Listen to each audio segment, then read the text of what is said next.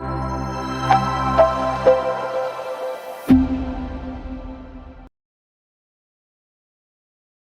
everyone. Welcome back to FPA Live, where we have conversations with interesting people who are doing interesting things in and out of financial planning. Today, we're going to dive into an exciting topic about amplifying voices and supporting the RIA community. We're joined by someone who's not only passionate about helping independent advisors thrive, but who's also built a platform to spotlight the conversations that matter most. Chuck Failla is the founder of Sovereign Financial Group out of Stamford, Connecticut, and the host of the goRIA podcast through Investment News.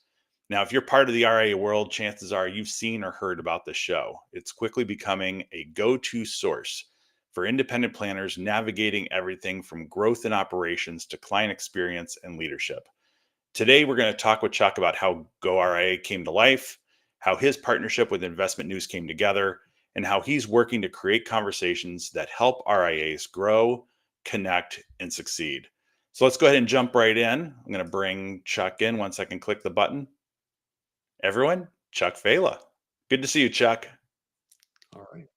Great to see you, Ben. Thanks so much for having me on. I've been looking forward Oh, to absolutely. Absolutely. You and I have talked about having you on here for a while now. So I'm really thrilled that we have this opportunity. And I've been a big fan of the things that you've been doing. Not only you as a planner and as a proud FPA member and leader of the FPA of Connecticut chapter, but with the things that you've got going on with goRIA and your work with Investment News. So I'm really looking forward to digging into this. And to kind of kick things off, introduce yourself a little bit more. I kind of gave everyone a very quick little bit about who you are, but tell everyone a little bit more about Chuck Failla. Well, it all started 56 years ago, Ben, in a small brownstone in Brooklyn, New York, which is true. But let me fast forward to probably some more of the more salient parts. So I've been an advisor for 30 years now, give or take a few months, I think. Started off as a cold call cowboy in New York City. For those of you that will know, like literally 400 or 500 dials a day selling individual stocks. A lot of fun, kind of like working in a frat house, but definitely a young man's sport. So I quickly realized that that was a good starting point and a good learning grounds as well.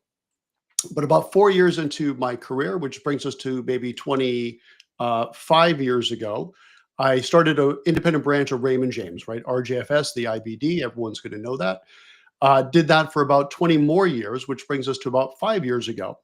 Then about 5 years ago, I dropped my 7, dropped my 24, and started Sovereign Financial Group as an SEC registered RIA. And I've been doing that ever since. Excellent. And so I'm interested in kind of diving right into what you've got going on with Investment News. Because obviously you started your RIA 5 years ago. You're super passionate about being independent. So how did all of this come about? How did you decide that this is something you want to do? How did the whole relationship with Investment News come about? Tell everyone a little bit about that. Sure. So here's the story, because it really evolves or is directly related to my starting Sovereign as a firm. So we started Sovereign with a goal of being a very viable platform for independent advisors that wanted to go RIA, but did not want to do all the back office work. But very specifically, and we have a very clear niche, we're looking to be that platform for financial planning oriented advisors that use cash flow based planning systems like eMoney or Right Capital or Orion Planning. So we're very niche focused. So we're the RIA platform for that cash flow based financial planner. So we started that 5 years ago, and we spent the first year building our tech stack and completely screwed it up. Spent our second year rebuilding our tech stack, and we were really happy with it. So this is now 3 years ago, right?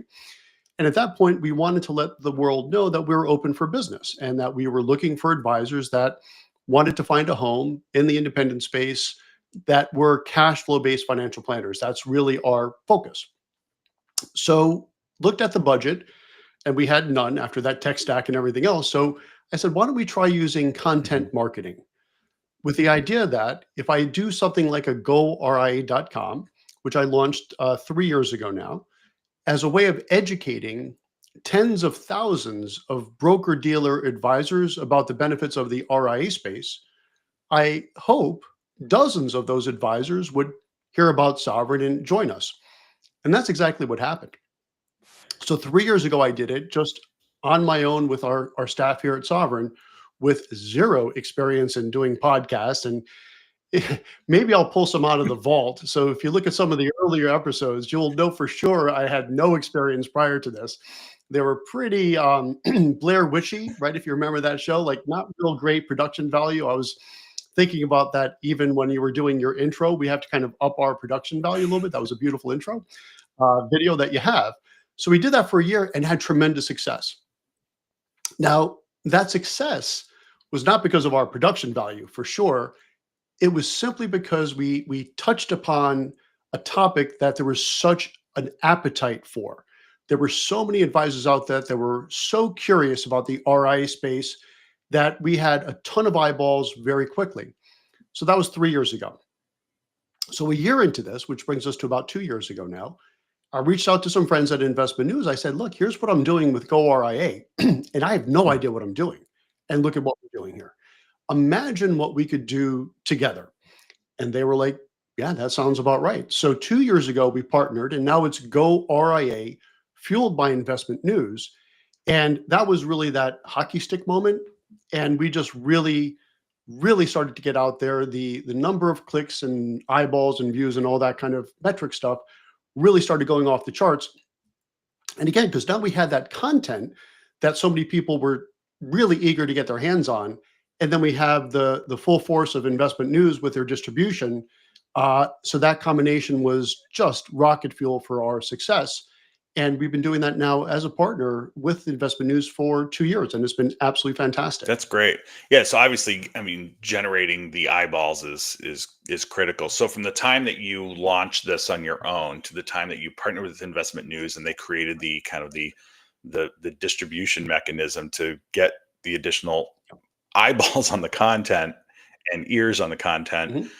what has that growth been like? I mean, you said it was rocket fuel, but I mean, do you have like some numbers to kind of highlight just the impact that that's had? Yeah, I don't have numbers, but I can share Sure. anecdotally because they really handle all of that. I can say the numbers are good, that we keep coming back, so that's a good thing.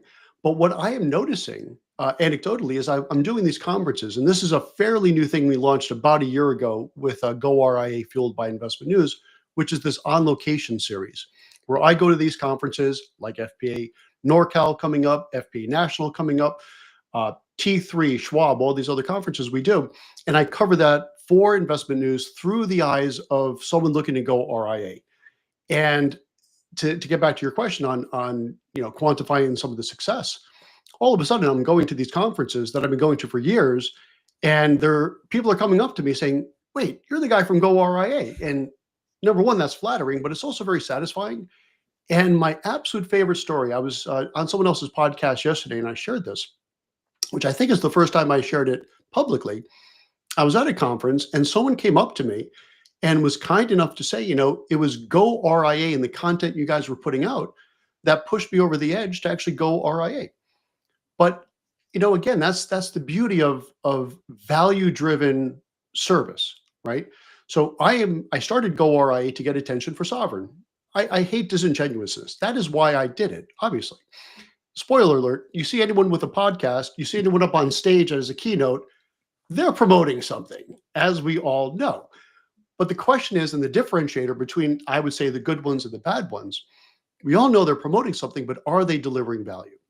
And I believe we are. And I say this because that gentleman that was kind enough to approach me at a conference to say thank you for the content we're doing, he didn't Mhm. come to Sovereign.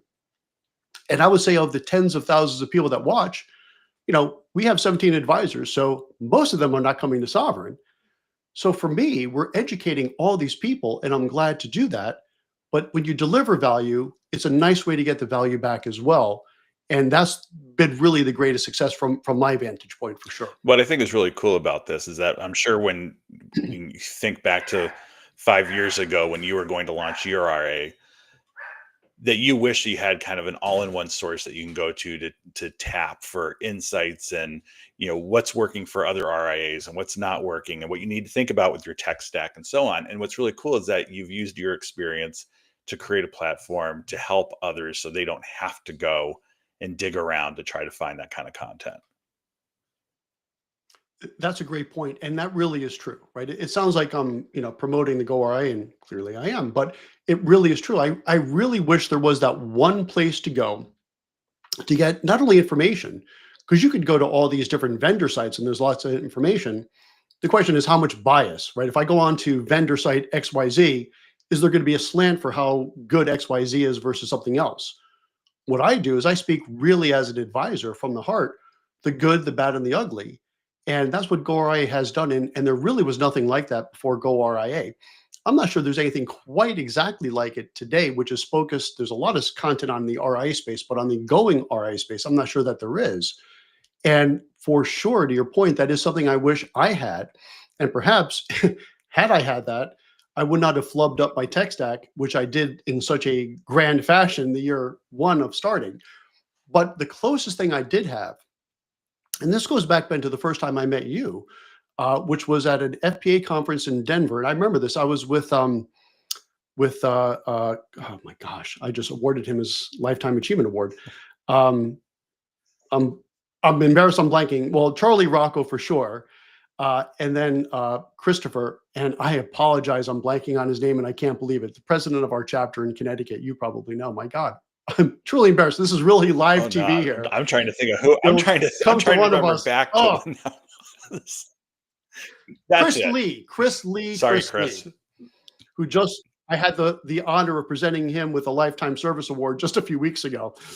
Senior moment, premature. But the reason why I'm bringing this up is that the closest thing before goRIA, and it's still available, of course, and I'm a huge advocate of this, is going to conferences Mhm. like the FPA conference, where I'm able to speak with Chris Lees and Charlie Rocco's and so on and so forth, that are always so generous with their sharing their information.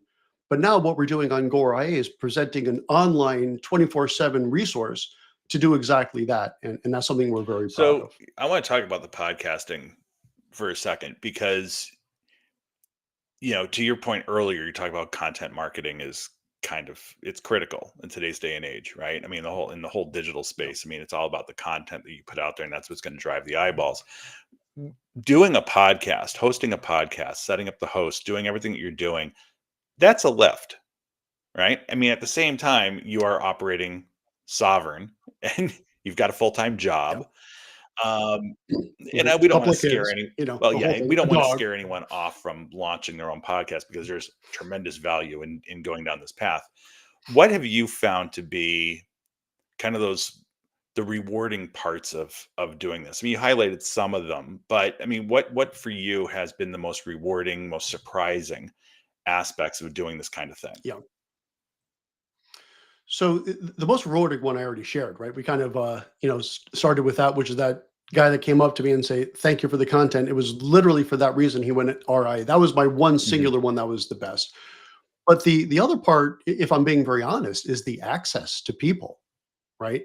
So when I've got a question, and I talk about this very openly on goRIA.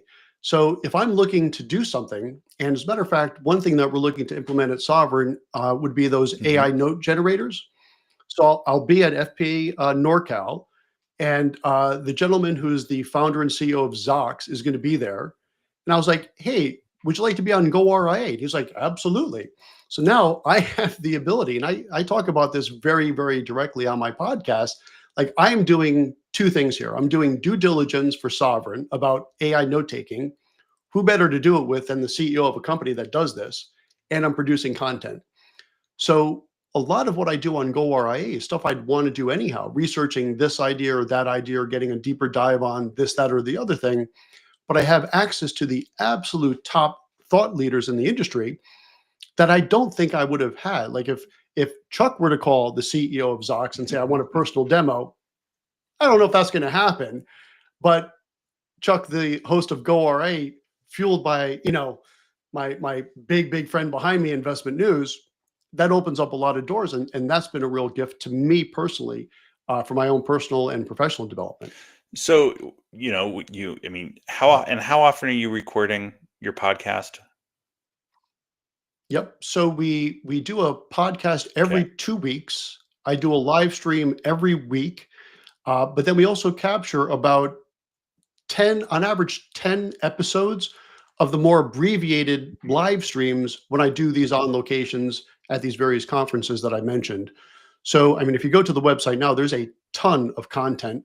The long form is the podcast, but then if you go to the on location section, there's a lot. I probably should know the number, but it's a lot of these like 10-minute snippets, enough to kind of whet your appetite to see if you want to do a deeper dive uh, into the topic that we're talking about.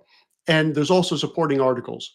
So you have like the easy to digest 10-minute deals. You could do a deeper dive in the podcast, or if you really want to roll up your sleeves, you have a whole selection of articles that are categorized by compliance, CRM, tech, and all this to do That's your great. deeper Yeah, and I know research. that you're gonna be joining us at FPA of Metro New York. We're gonna be doing a media day at Yahoo Finance Yes. on May 21st. So if you're part of FPA Metro New York, FPA New Jersey, FPA Philadelphia Tri-State, FPA of Connecticut, FPA of New England, you're in that region and you feel like coming on down, go to the FPA Metro New York website. You can learn more about that. But Chuck is going to be there actually doing some interviews and things like that. So I appreciate Absolutely. that. So in terms of the content, like what are you finding content wise, theme wise, topic wise that's resonating most with your typical audience member? Yeah. So if I had to pick one, it's probably technology, right? So if you look at our audience, these are people looking to go RIA. And when you're looking to go RIA, technology is top of mind. So we really try to focus a lot on the technology. We do a lot of success stories. We do a lot of horror stories, right? I think the first episode we did was actually with Cheryl Petty, so that was awesome. Clearly a success story. Our second episode was ultimately a success story, but it was a really interesting story because this particular advisor went from the broker dealer world to the RIA space, but he got found out beforehand, which is every breakaway advisor's, I think, worst nightmare. So he got fired without his information. It was a real problem. It's about as hard of a transition as you can make it. But the end of the story, oh, then I forgot about this part. After he transitioned, his Oh house no. burned down. I mean, talk about how what is your worst nightmare? You don't have your data, you don't have your client information, you just got fired, you're in limbo. Oh, and your Oy. house burned down. But yet he lived to tell the tale, and he's thriving. He's thriving. So a lot of those success stories, especially with the ones with the, as most success stories have, some level of, uphill battle, is another good proof positive that you can go RIA. It is absolutely scary. It is without question the scariest time in your professional life, without a doubt. But so many people have done it successfully. And if this guy could have done it, having got found out, having got fired, having a house fire, and he still lived to tell the tale and is super glad he did it. Those types of stories really resonate with our Now, what audience for about for you sure. personally? I mean, what are there any guests that you've had on that Yeah. you got off that recording and you were like, "Oh my goodness, I just Yeah. there's such great rich content that you were able to take and apply to your own business." Yes. So yes and yes. So the one that came to mind though, which I'm not sure if I applied to my business necessarily, um, but it was with Rob Baldwin, right, Mhm. from Trade PMR. What a great guy. And it's something I have found, and I've always believed anyway, the more successful someone is, the more humble they become, right? And he was as humble as you can imagine, just a really good person. But if you want to find one episode that's really just great to watch, it's up there. They all stay up there. He's probably about 10 episodes back, but we had this topic, which was essentially what's your origin story, right? It was right when he was finalizing, or at least publicly finalizing the deal with Robinhood, which was I think a $300 Mhm. million deal, like a pretty big deal. And he was talking about his early days going into his with his grandfather into his grandfather's broker's office. And you could see this on the thing. And it was like, well, and the way, a lot of professionals will talk to younger kids like, oh, so would you like to be a broker someday? He was like, no, I think I would like to own the firm. Kind of thing. So it's stuff like that that was really interesting on a personal level. As far as the ones I've gotten the most benefit out of personally, not surprisingly, is from Michael Kitces. We've had the pleasure of having him on 3 times, and talk about someone that deserves his status in our industry. Every time I talk with him, I learn something, and it's unique and is interesting, and something I can use and have it be actionable in my own personal practice, right? So in addition to running Sovereign, I have a book of business. I work as a financial advisor every single day, client reviews, everything. And whenever I talk with Michael, and he's always very generous with his time, and I don't know how he comes up with so many little tidbits that even someone like myself that's been in the industry for 30 years never even thought about before. So he's someone I would say is on top of my list, as I'm sure he is for a lot of other So I folks want to too. ask you a couple questions about specifically the RA space and the thing that soon to be or new RAs are going to need. But I want to ask you one more question Mhm. about the about the podcast in particular. So, I mean, again, you've had this partnership now with Investment News for a couple of years. What's next for the Yeah. podcast? What's next for goRA? What's coming up on the horizon that you want to let everybody know about? Yeah. Great question. So one thing we want to add to the site is more evergreen to do things. So for example, like to do lists, checklists, pro formas, things like that. So right now we have a lot Hmm. of great content. But one thing we are actively looking to add to this would be kind of an evergreen section where it's like a toolbox of how you can. Everyone knows you need to have your pro forma. Well, how do you do that? Everyone loves checklists. I love checklists. So we have the checklist in a way if you look at all the content, but who has time to go through, dozens and dozens and dozens of episodes? So I think we want to have a checklist as well of what you want to be thinking about, because I think one of the biggest concerns advisors have when they're looking to go RIA, as anyone would have doing anything new, is the fear of not knowing what you don't know. And I think the checklist will go a long way to help with that. So more toolbox type materials are is exactly what we're looking to add next to the Great. mix. I want to ask you just a couple questions specifically about the RA space right now. Eh, What are some of the big Mhm. trends or challenges that you're seeing with regard to the independent RA space? Yep.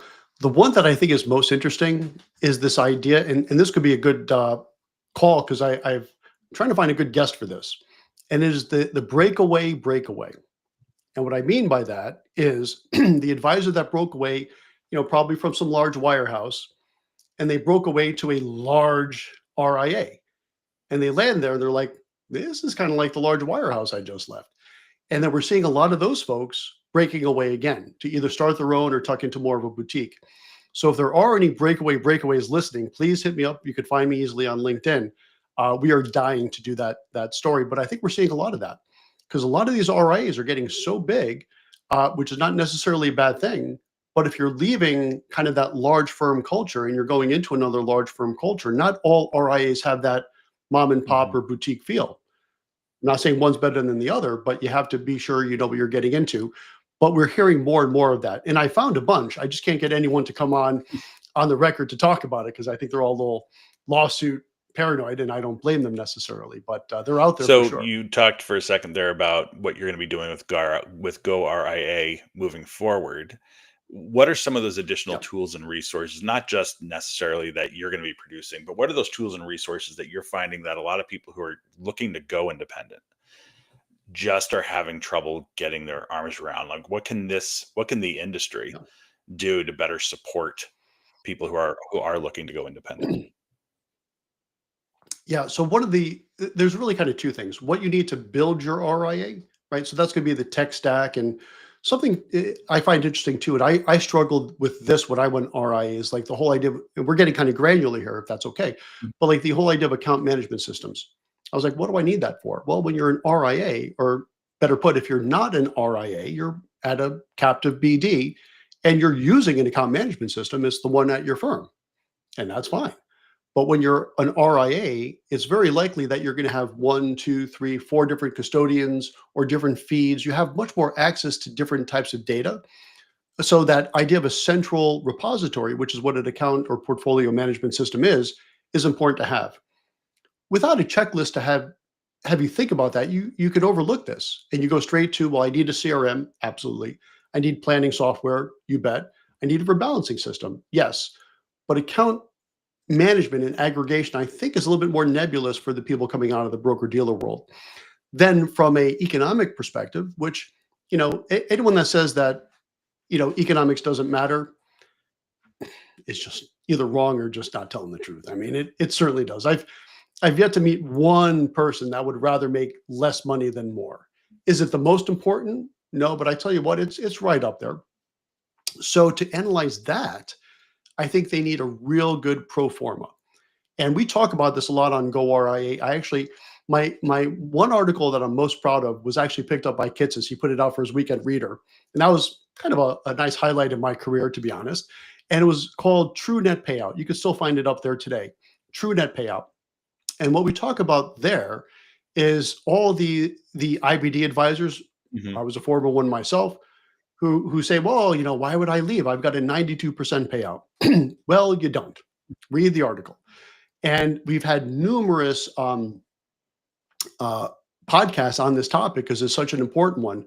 I did a great one with Jamie Hopkins. Actually, that was one of our most viewed podcasts. Not surprisingly, he's an SME for sure and a thought leader without question. And we were going back and forth on all the different layers of that onion that you need to pull back to understand what your true net payout is. Matthew Jarvis, we had a on location at the InvestNet conference. We talked about true net payout. So you have to look at things like what's your nominal payout, which 92 is definitely your nominal payout. Most people know what their nominal payout is, but what are the platform fees? What are the NTF funds that you have to use if you want to avoid ticket charges and all of these different ways that fees are baked in to your platform? So I think a good pro forma, and we're looking to put one up on the site, is going to have all this information. And as hard as it is to maybe find this information sometimes, it's even harder, I think, to list all of the data points that you need to plug in.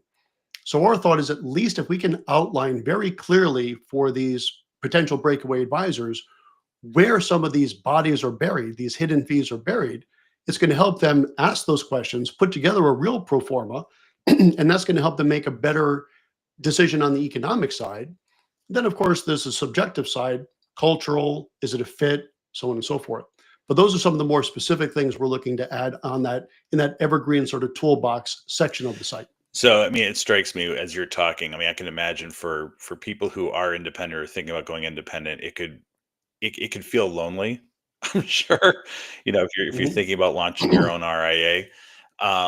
What I appreciate about who you are, Chuck, and what you're doing is that you're providing a sense of community in a way, right? Where Thank you.